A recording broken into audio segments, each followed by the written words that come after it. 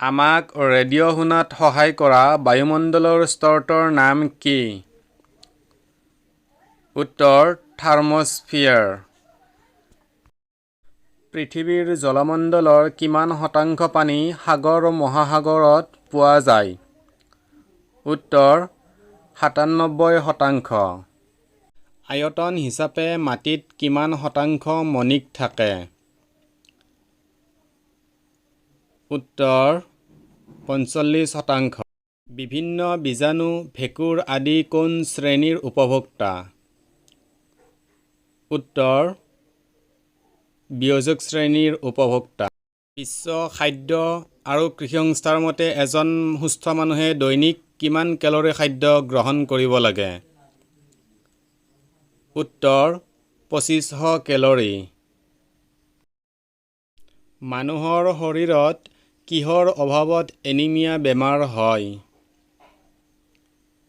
উত্তৰ আইৰণৰ অভাৱত। Doctor BR. আম্বেদকাৰে কোনটো মৌলিক অধিকাৰক হাৰ্ট এণ্ড ছৌল বুলি অভিহিত কৰিছে? উত্তৰ সাংবিধানিক অধিকাৰক। বায়ুত সৰ্বাধিক পৰিমাণে থকা গেছবিধৰ নাম কি?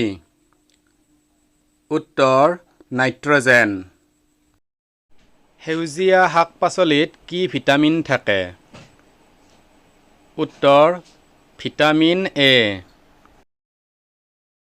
তেজত থকা হিমোগ্লোবিন কিহেৰে গঠিত? উত্তৰ প্ৰ'টিন আৰু লৌহ।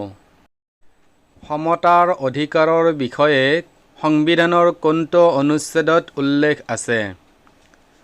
উত্তৰ ১৪ নম্বৰ অনুচ্ছেদত। বায়ুমণ্ডলৰ প্ৰথম স্তৰটোৰ নাম কি? উত্তৰ ট্ৰপোস্ফিয়াৰ। বায়ুমণ্ডলত আৰ্গন কিমান পৰিমাণ থাকে? উত্তৰ ০.৯৩%।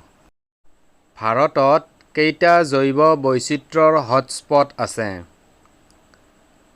উত্তৰ ২টা। অসমত বৰ্তমান কিমানখন বন্যপ্ৰাণী অভয়াৰণ্য আছে? উত্তৰ ১৮খন। অসমত দুখন ব্যাঘ্ৰ সংৰক্ষিত অঞ্চল আছে, সেই দুখনৰ নাম কি? উত্তৰ মানস ৰাষ্ট্ৰীয় উদ্যান আৰু নামেৰী ৰাষ্ট্ৰীয় উদ্যান। বায়ুমণ্ডলৰ কোনটো স্তৰত বতৰৰ পৰিঘটনাবোৰ ঘটে? উত্তৰ ট্ৰপোস্ফিয়াৰত। ১৯৭২ চনৰ বিশ্ব পৰিৱেশ সন্মিলনখন ক'ত অনুষ্ঠিত হৈছিল? উত্তৰ ষ্টকহোম। ভাৰতৰ কোনখন ৰাজ্যত ওনাম উৎসৱ পালন কৰা হয়? উত্তৰ কেৰালাত। অসমৰ কোনটো উৎসৱৰ লগত পোংগল উৎসৱৰ মিল আছে? উত্তৰ ভোগালী বিহুৰ লগত। National biodiversity strategy and action plan চমুকৈ NBSAP কেতিয়া প্ৰতিষ্ঠা হৈছিল? উত্তৰ ১৯৯৯ চনত। কিমান চনত ৰাষ্ট্ৰীয় পৰিৱেশ নীতি আইন কাৰ্যকৰী কৰা হৈছিল? উত্তৰ ১৯৬৯ চনত। ৰাষ্ট্ৰীয় বন নীতি মতে বনসমূহক কেইটা শ্ৰেণীত ভাগ কৰা হৈছে? উত্তৰ ৩টা শ্ৰেণীত ভাগ কৰা হৈছে। কিমান তাৰিখে আন্তৰ্জাতিক অজন সংৰক্ষণ দিৱস পালন কৰা হয়? উত্তৰ ১৬ ছেপ্টেম্বৰ। বতাহৰ গতিবেগ কিহৰ সহায়ত জোখা হয়? শুদ্ধ উত্তৰ বিউফৰ্ট স্কেল। ষ্ট্ৰেটোস্ফিয়াৰৰ ঊৰ্ধ্ব সীমাটোক কি নামেৰে জনা যায়? উত্তৰ ষ্ট্ৰেটোপজ। ভাৰত চৰকাৰে গ্ৰহণ কৰা বন্যপ্ৰাণী সুৰক্ষা আইনখনত কিমানটা অধ্যায় আছে? উত্তৰ 10টা অধ্যায় আছে। কিমান চনত ভাৰতত ব্যাঘ্ৰ সংৰক্ষণ পৰিষদ গঠিত হৈছিল?